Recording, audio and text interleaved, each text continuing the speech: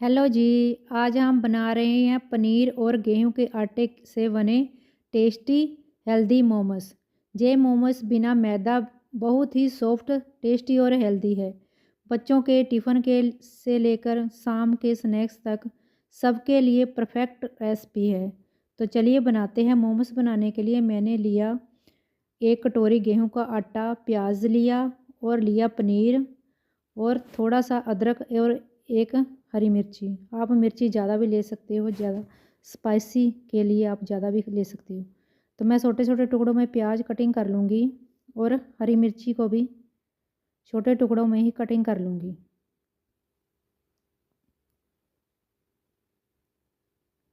तो अदरक को मैं ग्रेट कर लूँगी और फिर पनीर को भी अच्छे से। और मैं लूँगी एक फिर पैन और उसमें डालूँगी थोड़ा सा रिफाइंड ऑयल और थोड़ा सा खड़ा जीरा और थोड़ी सी हींग डालूँगी मैं। और फिर डाल दूँगी कटा हुआ प्याज और हरी मिर्ची। तो उसको भी थोड़ी देर ही सॉफ्ट करना, बस ज़्यादा नहीं हमें पकाना है। इस प्याज का टेस्ट अच्छा आता है पनीर में, ज़्यादा नहीं हम पकाएंगे। तो फिर हम डाल देंगे इसमें पनीर को। पनीर को भी हम ऐसे पकाएंगे कि इसमें नमी वगैरह बिल्कुल नहीं होनी चाहिए। तो फिर हम डाल देंगे इसमें स्वाद अनुसार नमक को और कश्मीरी लाल मिर्ची पाउडर, गरम मसाला, धनिया पाउडर और थोड़ी सी हल्दी डालेंगे हम। ज़्यादा नहीं डालेंगे हम, थोड़ी सी बिल्कुल कम डालेंगे। और फिर करेंगे अच्छे से मिक्स इसको। तो थोड़ी देर हमें अच्छे से थोड़ी देर पकाने के बाद हमने इसमें डाल दिया कटा हुआ हरा धनिया। तो हरे धनिया को हम भी थोड़ी देर पकाएंगे जब तक बीच में हरा धनिया बिल्कुल सॉफ्ट ना हो जाए। तो इसे हम एक प्लेट में निकाल लेंगे ठंडा होने के लिए। तो फिर हम लेंगे एक बाउल, उसमें डालेंगे गेहूं का आटा, थोड़ा सा डालेंगे नमक और 2 चम्मच डालेंगे इसमें दही के। आपके पास दही नहीं है तो बिना दही के भी बना सकते हो। दही बिल्कुल भी खट्टा नहीं होना चाहिए। और थोड़ा सा मैंने 2 चम्मच के करीब डाला रिफाइंड ऑयल। इसकी जगह आप घी भी थोड़ा सा डाल सकते हो। तो मैं थोड़ा थोड़ा पानी डालकर इसका सॉफ्ट सा आटा बना कर तैयार कर लूँगी। तो इसको जैसे कि हम गेहूं के आटे के लिए थोड़ा नरम आटा गूंथते हैं, थोड़ा सा सख्त गूंदेंगे हम, बिल्कुल नरम नहीं गूंदेंगे हम। तो ऐसा ही हमें आटा चाहिए। तो ये आटा बिल्कुल मैंने एक भर के कटोरी भी नहीं ली, थोड़ा सा लिया।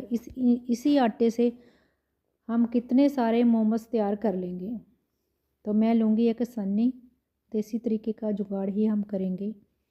तो आटे पर थोड़ा सा लगाएंगे हम रिफाइंड ऑयल और सन्नी में भी थोड़ा सा हम रिफाइंड ऑयल लगा देंगे और गर्म पानी रख देंगे हम थोड़ी देर उबालने के लिए।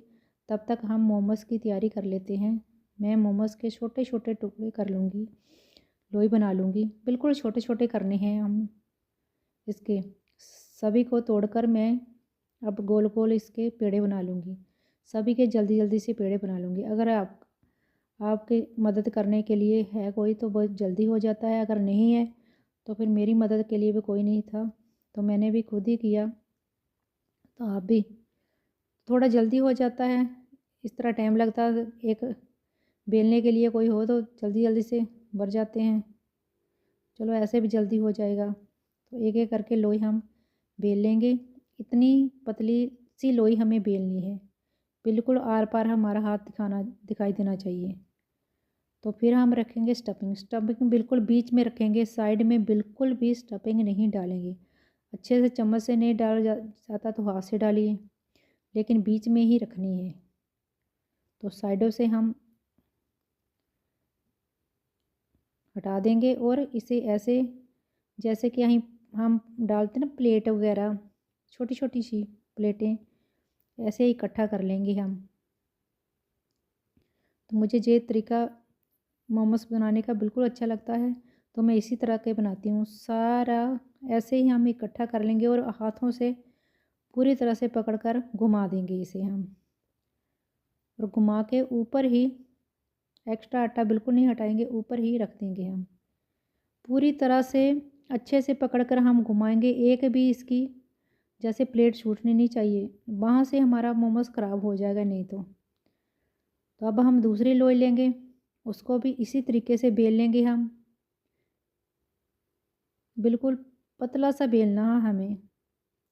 तो इसकी जगह आप मैदा भी ले सकते हो। मैंने तो गेहूं के आटे के बनाए। गेहूं के आटे के मोमोज हेल्दी भी होते हैं और बच्चों बड़ों के लिए सबके लिए, और साथ में पनीर तो हेल्दी तो होंगे ही फिर। तो दूसरा भी मैं आपको दिखाऊंगी कि कैसे मैंने इसमें फिलिंग भर के तैयार किया मोमोज। आपको जो मेरी मोमोज की रेसिपी ज़रा भी अच्छी लगे तो प्लीज़ लाइक कमेंट शेयर करना और चैनल को सब्सक्राइब भी ज़रूर से कर देना। तो मुझे कमेंट में ज़रूर से बताना कि आपको मेरे तरीके से बनाए हुए मोमोज कैसे लगे। तो इसी तरीके से मैं अंगूठे से कर लूँगी बीच में और ऐसे ही भर के अच्छे से इसे घुमाऊँगी और फिर ऊपर ही रख दूँगी। तो कितने अच्छे से हमारे मोमोज बन के तैयार हो गए हैं ना, बहुत जल्दी बन जाते हैं, ज़्यादा टाइम नहीं लगाता। तो दूसरा मैं नज़दीक से बिल्कुल बता रही हूँ कि एक एक पकड़कर ऐसे आप करना और सारे को इकट्ठा कर लेना। अंगूठे से बीच में फिलिंग को करते जाना और ऐसे पकड़ते जाना। तो मेरा अगला मोमोज भी तैयार हो गया है। इसी तरह से सारे मोमोज मैंने बना के तैयार कर लिए हैं। तो हमारा पानी भी गर्म हो चुका है। तो अब हम इसमें रख देंगे सन्नी, जिसे कि मैंने रिफाइंड ऑयल से ग्रीस किया। तो एक एक करके सारे मोमोज हम रख देंगे। तो ग्रीस करके ही रखना ताकि हमारे मोमोज इसमें चिपके ना, जब चिपक जाएंगे तो नीचे से खुल जाएंगे फिर। तो अभी हमें ढक के इसे मीडियम टू लो गैस पे पकाना है थोड़ी देर के लिए, 10 मिनट के लिए। और फिर हम ढक्कन खोलेंगे और फिर हम दूसरी तरफ भी पलट देंगे। इसे मैं हाथों से ही पलटूंगी। अगर आपको नहीं इतना हाथों से पलटना तो आप किसी और चीज़ से भी पलट सकते हो। तो मैंने हाथों से ही दूसरी तरफ भी पलट दिया। तो फिर हम मोमोज को निकाल लेंगे। कितनी अच्छी तरह से हमारे मोमोज तैयार हो गए ना। तो हम सारे को एक प्लेट में निकाल लेंगे। इसे हम चटनी और टमाटो केचप के साथ सर्व करेंगे। चटनी हम, अगर आपको ये चटनी की रेसिपी चाहिए तो मैंने गोभी के पराठों के साथ ये चटनी बनाई हुई है टमाटर की। तो उसके साथ मेरी तो थी, तो इसलिए मैंने उसी के साथ इसको खाया। तो अब अगर आपको दोबारा से मुझे कमेंट में बताना, अगर आपको रेसिपी चाहिए चटनी की तो मैं दोबारा से भी दे सकती हूँ। तो कितनी अच्छी तरह से इसमें फिलिंग भरी हुई है ना, बिल्कुल भी ख़राब नहीं हुए। कितनी अच्छी तरह से बन के तैयार हो गए हैं। तो हेल्दी टेस्टी रेसिपी है, ज़रूर से आप भी खाइए, बच्चों को भी खिलाइए। तो घर में चीज़ जो बनती है उसका ये होता है कि हमने अपने हाथों से बनाई और तसल्ली से बनी हुई होती है और हेल्दी होती है और टेस्टी भी होती है। तो ज़रूर से इसी तरीके से आप भी घर में बनाओ, खाओ और सारे परिवार को खिलाओ। और बच्चों को तो ऐसी चीज़ें बहुत ही अच्छी लगती है, तो बाहर से क्यों लेके आएँ। तो घर घर में ही बनाओ हेल्दी टेस्टी तरीके से। कितनी अच्छी तरह से बने हैं ना, कोई कहेगा इसे कि हमने घर में बनाए हैं। तो आपको मेरी मोमोज़ की रेसिपी ज़रा भी अच्छी लगी तो प्लीज़ लाइक कमेंट शेयर करना और चैनल को सब्सक्राइब भी ज़रूर से कर लेना। तो मेरी वीडियो पूरा देखने के लिए बहुत बहुत धन्यवाद। मिलते हैं अगली नई रेसिपी के साथ अगली वीडियो में।